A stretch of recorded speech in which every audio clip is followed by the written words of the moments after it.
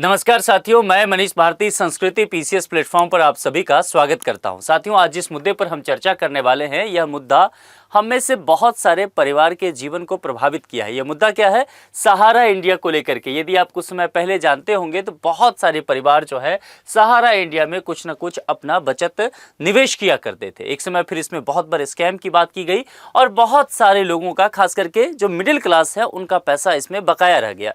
इन सब चीज़ों को लेकर के ये मामला सुप्रीम कोर्ट में पहुंचता है और अब यहाँ पर बात की जा रही है कि सहारा इंडिया के कुछ संपत्तियों को बेचने की इजाज़त सुप्रीम कोर्ट के द्वारा दे दिया जाए, जो कोई अडानी ग्रुप से बात की जा रही है। अब यहाँ पर यह देखना होगा कि अगर इसको लेकर के अप्रूवल दे दिया जाता है तो वो बहुत सारे लोग जिसका पैसा यहाँ पर फंसा हुआ है उन्हें यह धनराशि प्राप्त हो सकती है। इस पर विस्तार से चर्चा करेंगे कि क्या अभी मुद्दा है और किन किन लोगों को यह सब पैसा मिल सकता है। उससे पहले आपके लिए यहाँ पर एक सूचना है। संस्कृति आईएएस के द्वारा गांधी जयंती ऑफर दिया जा रहा है, जिसकी वैलिडिटी 2 से 6 अक्टूबर तक है। पीसीएस के विभिन्न फाउंडेशन कोर्स की चर्चा यहाँ पर की गई है।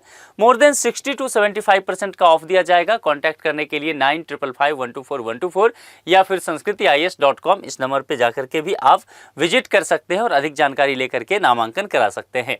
तो यहाँ पर जो कहा गया है मुख्य रूप से कि ये ग्रुप ने कदम उठाया है और खास करके सुप्रीम कोर्ट से डिमांड की है कि कुछ संपत्तियों को बेचने की इजाज़त दे दी जाए। अब देखिए, सहारा समूह ने अपनी 88 चल अचल संपत्तियों को अडानी समूह को बेचने की अनुमति देने के लिए सुप्रीम कोर्ट से गुहार लगाई है। यह कहा गया है कि आप हमें ये इजाज़त दे दीजिए कि 88 जो संपत्ति है उसमें चल और अचल संपत्ति दोनों तरह के हैं।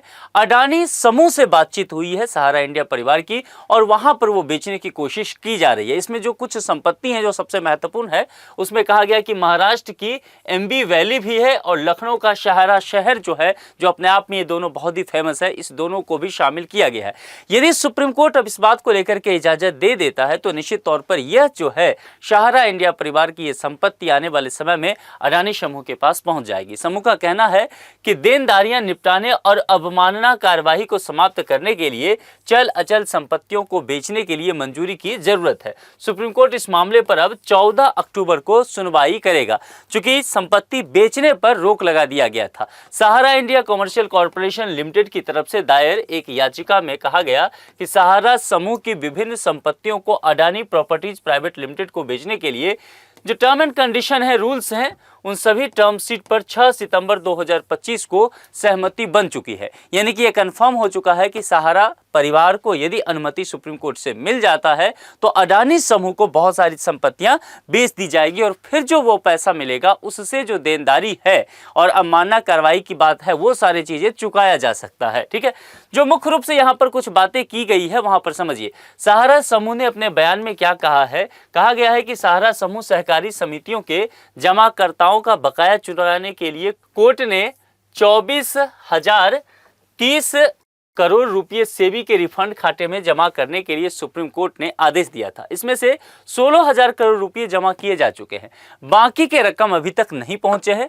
प्रतिष्ठित स्टेट ब्रोकरेज कंपनियों की सेवाएं लेने के बावजूद सहारा समूह की परिसंपत्तियों को बेचने में भारतीय प्रतिभूति एवं विनिमय बोर्ड यानी कि सेबी की बात की जा रही है। सेबी जो है असमर्थता की ओर इशारा करते हुए नजर आई, यानी कि कुल मिलाकर के पैसे वहां से नहीं निकलने और सेबी का कहना है कि देखिए, इन धनराशि को निकालने में बहुत सारी कठिनाइयों का सामना करना पड़ रहा है। तो यहाँ पर अडानी समूह से अगर बातचीत जो हुआ है, जो फाइनल अब कहा जा रहा है, सुप्रीम कोर्ट के इजाजत के बाद ये आसानी से हो सकता है। समूह ने कहा कि फैसला लेने वालों को हमने खो दिया है। यहाँ पर ये जो है ना इमोशनल ग्राउंड पर बात करना चाह रहे हो, जो कि एक फैक्ट भी है। उसमें कहा गया है कि नवंबर 2023 में सहारा समूह के जो प्रमुख रहे हैं उस वक्त के सुब्रत रॉय, उनकी मृत्यु हो गई और उनकी मृत्यु के बाद समूह ने अपना एकमात्र निर्णयकर्ता जो सभी डिसीजन लिया करते थे उसको खो दिया है, जो अब तक समूह के सभी निर्णय ले रहे थे। इस वजह से बहुत सारे नियम कानून जो है वह पालन नहीं किया जा सका।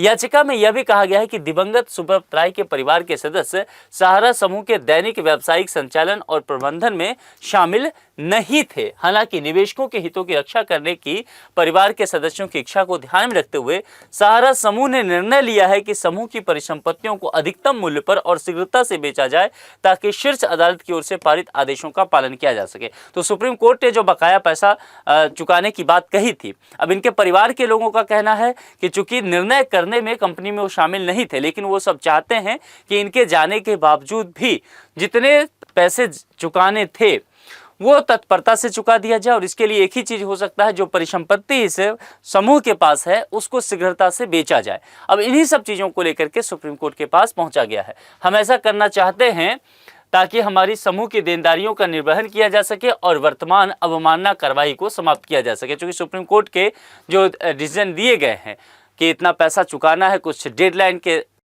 अंदर ही अगर वो पेमेंट नहीं किया जाता है तो अवमानना कार्रवाई को भी झेलना पड़ेगा। यहाँ पर यह चीज़ें जो है सहारा समूह के द्वारा बताया गया है। तो कुल मिलाकर के देखिए, एक चीज़ यहाँ से कंफर्म है कि आने वाले समय में सुप्रीम कोर्ट ने अगर इस बात को लेकर के इजाज़त दे दिया कि आप परिसंपत्तियों को बेच सकते हैं, अडानी समूह से जो बातचीत हुआ है वो लगभग सहमति बन चुका है, फाइनल हो चुका है। तो आने वाले समय में जितनी भी देनदारी है इस सहारा परिवार पर उसको शीघ्रता से चुकाया जा सकता है और अवमानना की कार्रवाई से भी बचा जा सकता है। तो हो सकता है अपने से बहुत सारे लोगों का पैसा जो है सहारा परिवार में रहा हो, चूंकि देश के बहुत सारे मिडिल क्लास के लोग जो है लंबे समय तक अपना निवेश इसमें करते रहे और फिर अचानक से जो है ये एक स्कैम का शिकार हुआ। कुल मिलाकर के आप लोग इस पर क्या सोचते हैं? आप में से बहुत सारे लोगों के पैसे यहाँ पर होंगे। आप चाहे तो अपनी बातें जो कमेंट बॉक्स में लिख करके बता सकते हैं। आज के लिए इतना ही। जुड़ने के लिए आप सभी का बहुत बहुत शुक्रिया।